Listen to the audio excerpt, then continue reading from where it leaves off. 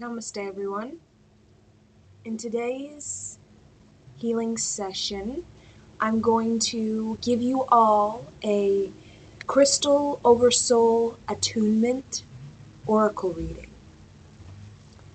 And this is the oracle deck I'll be using.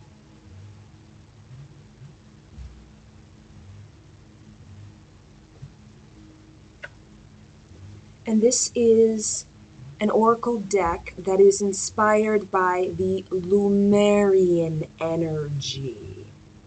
And I'm going to talk about Lemurian beings and the continent of Lemuria. First, I'm going to share with you the crystals for today. So I have rose quartz. Rose quartz is for the heart chakra. This is very much the color of the inner heart. We have this outer, big, bold, brazen green, deep green, like seaweed. And then this inner energy, chi, is very much this light pink, almost white pink. So this represents our innocence, our childlike wonder, our childlike playfulness, our childlike lightheartedness, and the seaweed green that is all around our heart, the white pinky playfulness of our spirit, is very much a warrior. It's very strong. It's very discerning. It's protective. So that seaweed green is very expansive. The green, we could see it in people's aura. It is very, very expansive. And a lot of times spirit babies in people's auras, I've noticed, look like white pinky color, like rose quartz. And that means they're very soft. There's a tender spirit there. And when we are spirit babies, we are very soft. We are very tender. We are very loving. So this is one of the most loving vibrations within the strong, bold seaweed green. Chi. Very much circulates through the total body. And I said this before, it gives the appearance of angel wings. When your chi is circulating properly, when you are connecting with the higher function of your glandular system, which very much reflects where the major glands are in the body, when you have it secreting properly, the chi is moving rhythmically in a nice flow. The energy moves like the electromagnetic field of the planet Earth in this motion, all the way up, out of the crown chakra, up and around the aura, down deep into the earth, like deep roots, and then all the way up. So it creates this current of energy. Okay? And the wider, the more expansive your chi is, it gives the appearance of wings that are 10 feet across in either direction. Okay? Just simply very bright, radiant energy. And we've experienced this particularly in the Lemurian age. And the other crystal I'm using is tiger eye, which is right here, this brown. So it's kind of interesting. It's matching my outfit. So the tiger eye is an earthy energy. So it's very grounding for the heart. Very grounding for the heart. And the tiger eye is very much about self-esteem. Self-esteem is a very earthy energy. Self-esteem connects with our primal instinct. And our primal instinct is what helps us as these soft, tender, loving souls navigate this particular earth. Navigate with a sense of authenticity, with a sense of integrity, with a sense of fearlessness. We must be fearless to succeed. And the tiger eye gives us the self-esteem to be fearless to succeed. Because there are many illusions we're presented with that take the power out of our hands and give it to person, place, or thing. And tiger eye is the earthy energy that connects us with the massive electromagnetic fields of Mother Earth. And through getting synced up with the natural rhythm of Mother Earth, channeling that through our body, we take the power, the control back into our hands. So we get more masterful at controlling our thoughts, our emotions, and our capability, our decisions, our progression. And that is all because of self-esteem. And self-esteem has to do with our primal chakras, our like more animal chakras, the lower chakras, like the root chakra. And with that self-esteem, that fearlessness, that deep trust in your primal instinct, your organic primal instinct, where you can just naturally sense what is good for you and what is not good for you, what you can naturally sense what is integrity and what is not integrity. You're never fooled.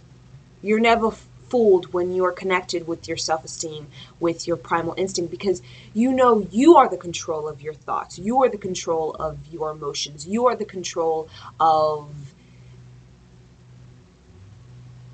your primal instinct. Therefore, nobody is telling you and you're not conforming to anything just because it's there. And we need this fearlessness to be able to pioneer as a warrior spirit through all of, let's say, the nonsense, the extra excess stuff that we kind of take on as our own. Okay, so we got these two crystals helping us for today. And I also have this candle. This is an organic candle that was made. So we got my little sacred space going on, and I also have my tea just to show you my little setup here. Okay, so I'm going to go channel a little bit about Lemuria for you guys. Lemuria. When I connect with Lemuria, I see rose quartz energy at the heart, very much like a flame. And this pink energy, when I see a human, today human, and I see that pinky rose quartz colored inner flame to the outer green flame, I see it's smaller than the Lemurian. That Lemurian flame is very, very incredible and expansive.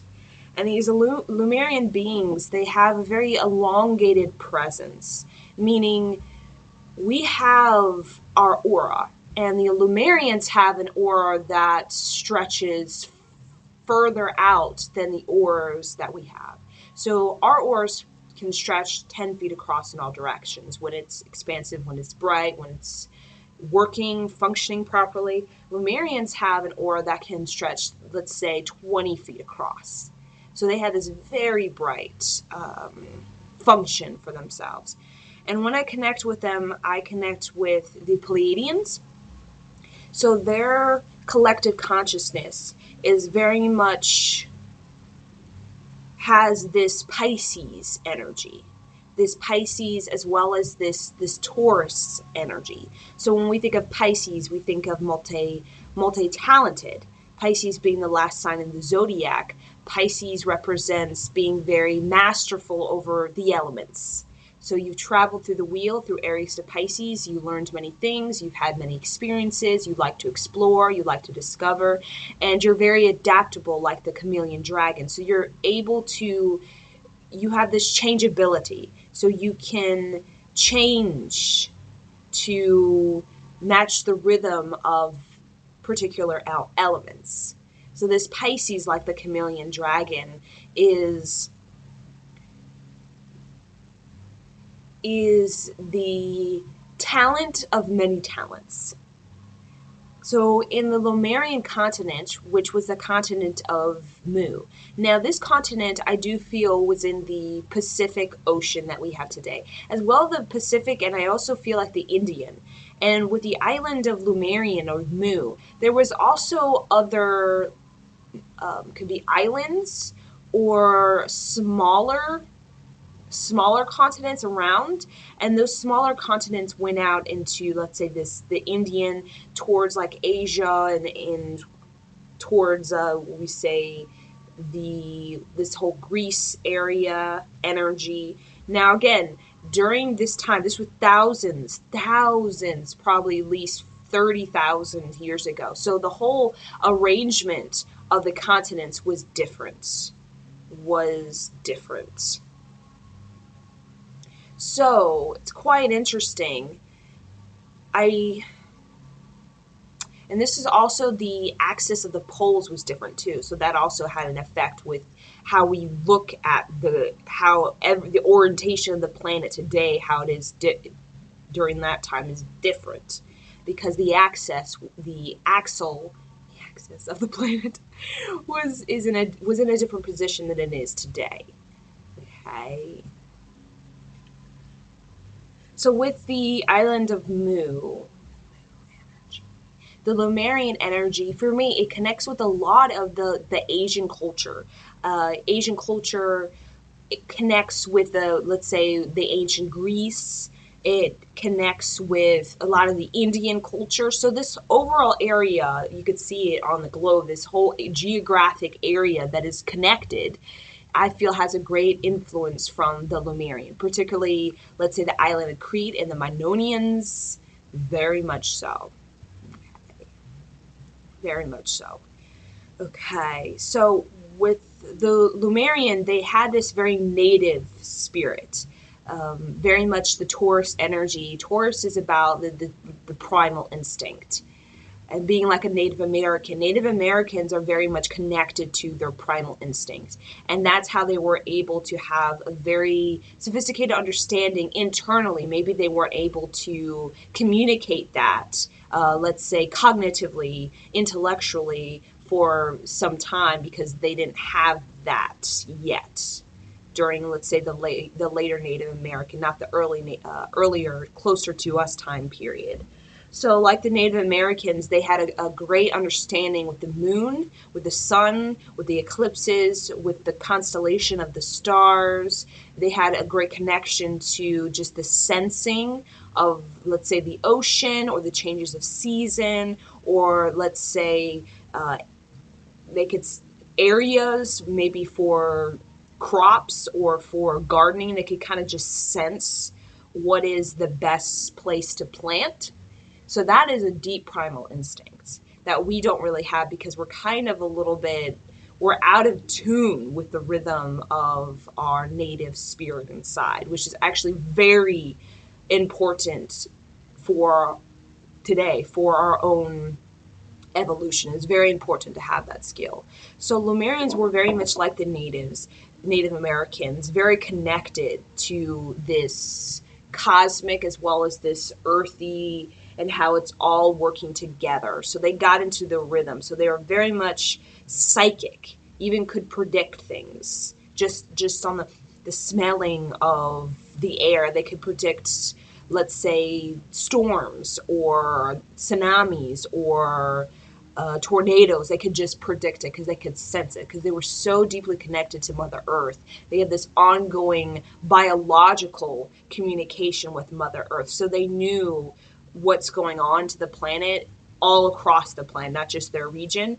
And they could also sense the changes, even the planetary changes. They could just sense it on a biological level because their biology was so tapped in. Okay, but what makes it different from the Native Americans is that the Lemurians had a very high functioning, let's say, throat chakra, of high functioning throat chakra. So they had this very good ability at expressing themselves. expressing themselves through song and dance, like the Pisces, very creative, very artistic. So they were very good at expressing themselves in a multitude of ways. In a multitude of ways. So, and they had a higher function of communication or self-expression. It transcended the communication we have right now. It was very much like connected to, like, let's say we could talk about telepathy.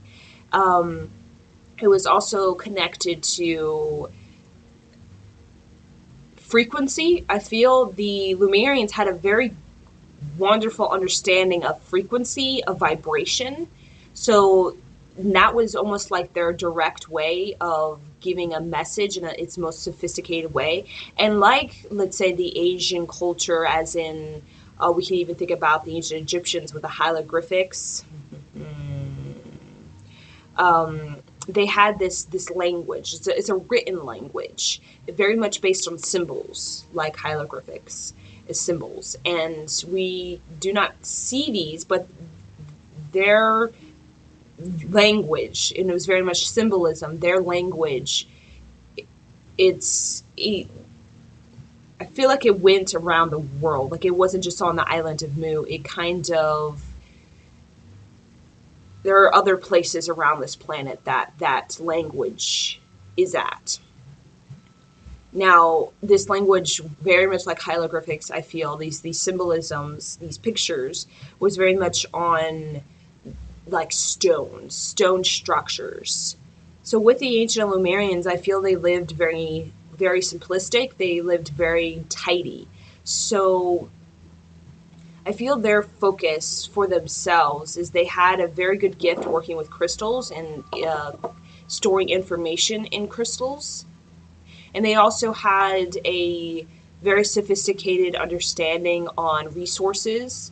So the usage of resources, for some reason I see, like, wind power. I see wind power, and I know a lot of countries do that. So the closest that I can connect to Lemurian and their usage of resource could be the North European countries, such as, like, Finland, being one of the most environmentally friendly countries in the world. So they had a lot of, like, wind power, and even more so, like, pyramid, and they had, let's say, this stone, like Stonehenge. They had these stone structures that basically could channel energy, so could move energy up from the earth and kind of distribute it around a large geographic region. So this powered their structures and their buildings. I feel like they had a lot of temples. So I feel for Lemurian, there was a lot of emphasis on ritual, like channeling of information. So they were very much here to help, I almost feel like, channel higher intelligence into the planet to create the first, I guess, Sachik record for planet Earth, when planet Earth was in its near beginning time. So I feel like that was their focus. So I could just see them in these pyramids and in, like, meditation and just channeling, almost like Pleiadian, which is an older planet, a much older planet to Earth, channeling, like, the basic foundations for life into the planet Earth, like the basic blueprint or design into the genetics of human. So there are, I feel, with the Lemurian and the creating of human, I feel like Lemurian represents because I do see them as very different from looking from us. Very, very different. I see them with very big, bright eyes, almost like crystallized blue, almost velvet, or lavender eyes. And I feel they have very long, wispy, almost like horsehair to me. And I feel like they represent, like, the Pleiadians that came into, I guess, an earthly human design that corresponds with this particular grid. So I feel like it could be a cross between Pleiadian and the basic human structure they created for humans. So there's like a hybrid energy. So I feel like with Lemurian, they also had a great understanding of sea, so sailing. Um, yes, and they gave that to Minoan beings as well as the Greece beings, as well as ancient Egypt. We have a lot of sailing community, sailing knowledge in this area, even in Asia. So their focus, like I said, a lot of ritual and a lot of channeling of creativity. So they focused on a lot of artistic, creative, but also focused on science too. So they had a good science of, I mean, you need it for creating structures such as positioning of the stone hedges, positioning of, let's say, these pyramids, positioning of basically their whole community. They had science involved, so they had a balance between their artistic and their science, but they were overall the very expansive mind. It was more internal. It wasn't like this external, just having a bunch of stuff. It was more so they were very focused on channeling a lot of internal. So they were very much channelers, I felt, of information, and they would do it through frequency. So it could be frequency of sound, music. Had a huge music art, and they also had science. Science, we could see it as more like philosophical, like moral science. It could be science in the form of biology, understanding the biology, science as in the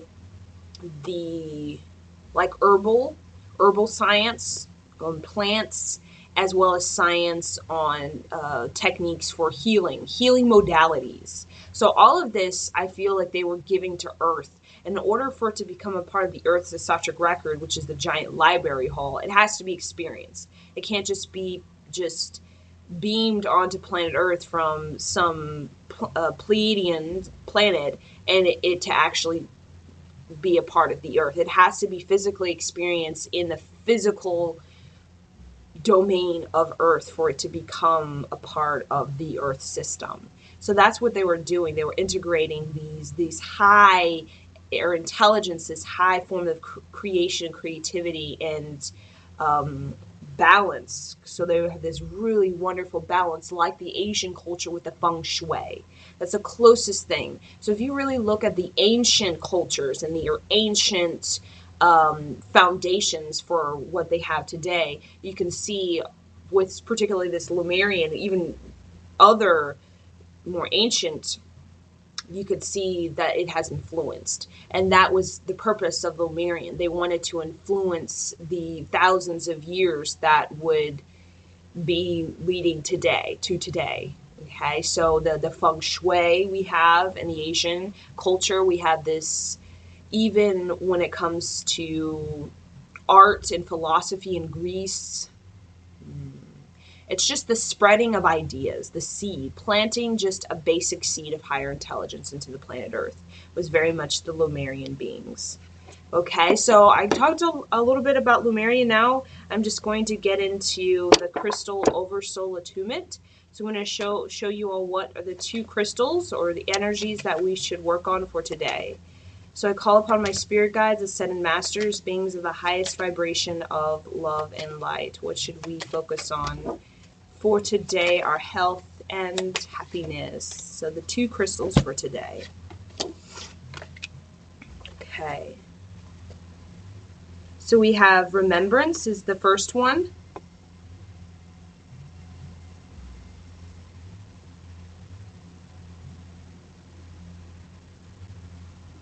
Okay, so this is interesting. I was actually kind of feeling this.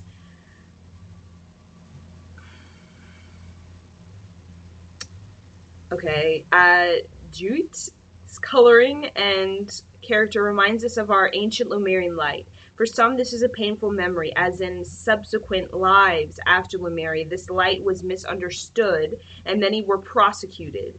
This burdened memory has led to a reluctance to take on positions of power or responsibility.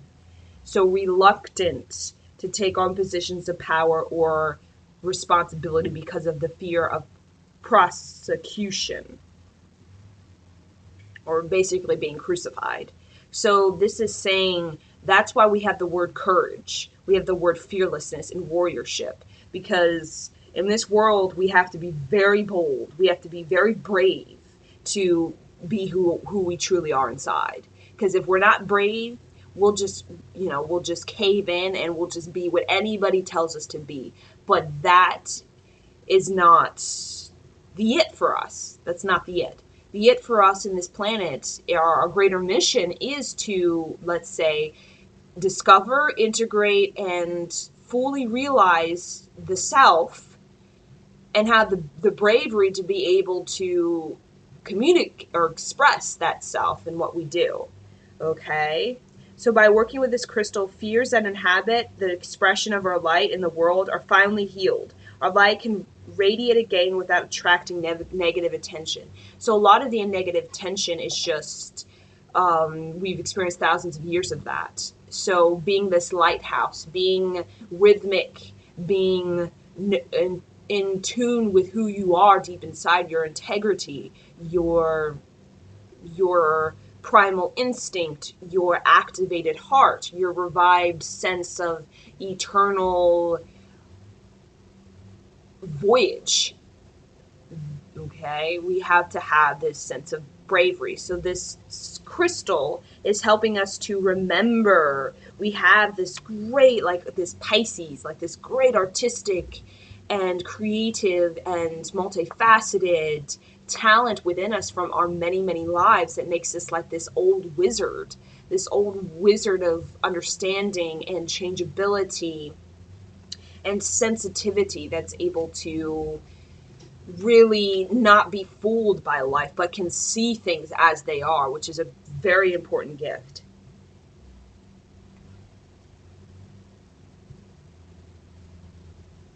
So this is also reading. We have traveled many lifetimes and have experienced a multitude of experiences to be here at this time in the turning of human history. A new cycle has begun, and each of us is here to help the Earth's transition into a new dimension.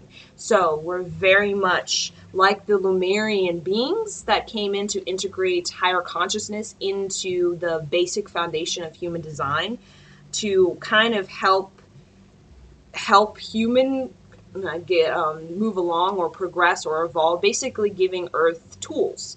Lemurian gave Earth a lot of tools in their Sachic record for the cultures to, after the Lemurian, for cultures to have access to the library of sacred wisdom, but only a meditative mind can connect to that. So it's not just for anybody. It's, you have to be in the right state of consciousness to unlock that sort of wisdom. So, remembrance. It's like saying it's okay to be who you are. It's okay to be who you are at this time. If you cultivate bravery and bold fearlessness, you can succeed and not feel bombarded, or you always something is gripping onto you. No. When we take control over our emotion, over our mind, we get into our higher function of our body, and then we can lead, direct, and decide our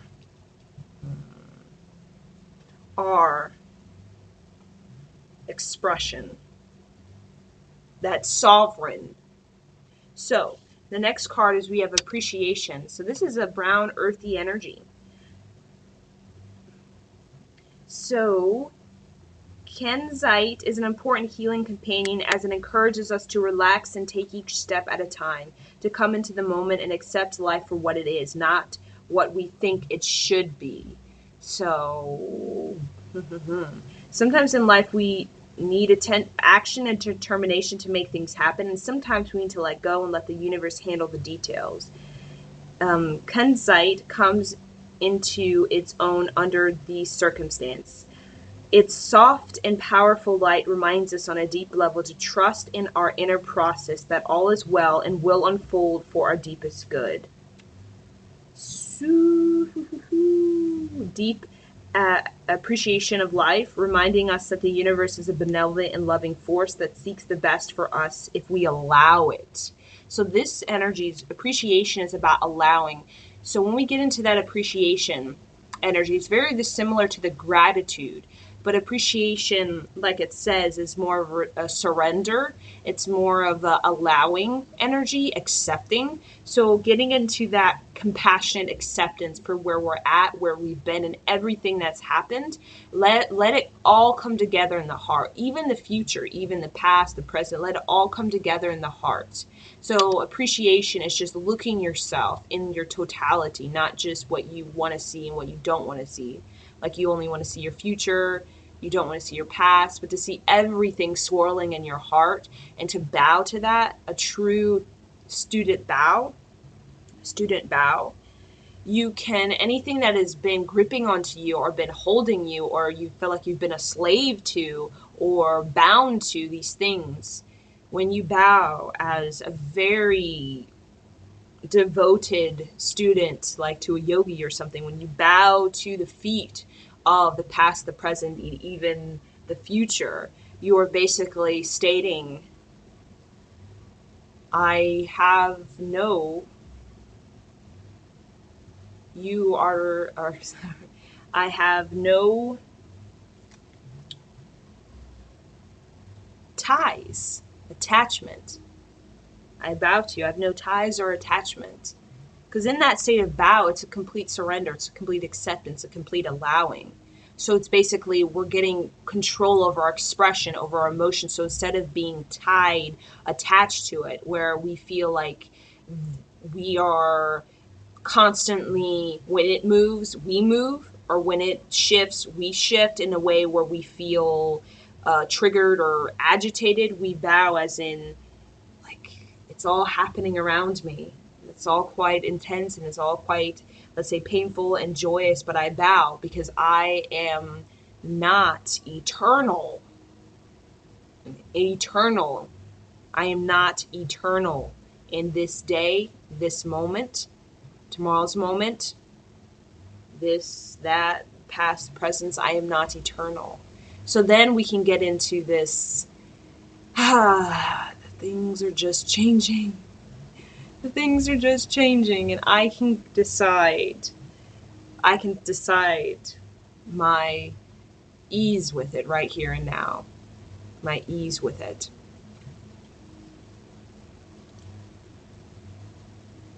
So it's funny, it says the heart chakra is for this one. So the heart chakra, allowing everything to come together in the heart, to listen to your heart, to be at ease with your heart, to laugh with this heart, compassion, which is looking at things and bowing to everything as your teacher, not as something that's gripping you or enslaving you, but something that is showing you how you can take more of your control of yourself and decide your expression. Amongst all of this and that and the other, you can decide your expression. It could be original, it could be unique to you. It could be a tool, it can be a technique, it can be a method that helps you to endure and to face your life in this moment with a sense of, we're doing this thing. We're doing this thing all together. All together, we're doing this thing. So it becomes more so of I am the leader rather than I am just kind of at the mercy of what is going on. We're doing this thing together. So that a light awakens in the heart, the appreciation, the allowing, the acceptance, the compassion, the surrendering to this moment, which a lot of us are not doing. Just total, this moment now is your opportunity, is your chance met to reach your completion, to reach your soul divination. When, like it says, when we allow ourselves to create our expression.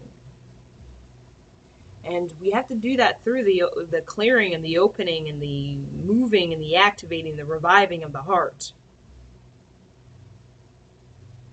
So, yes,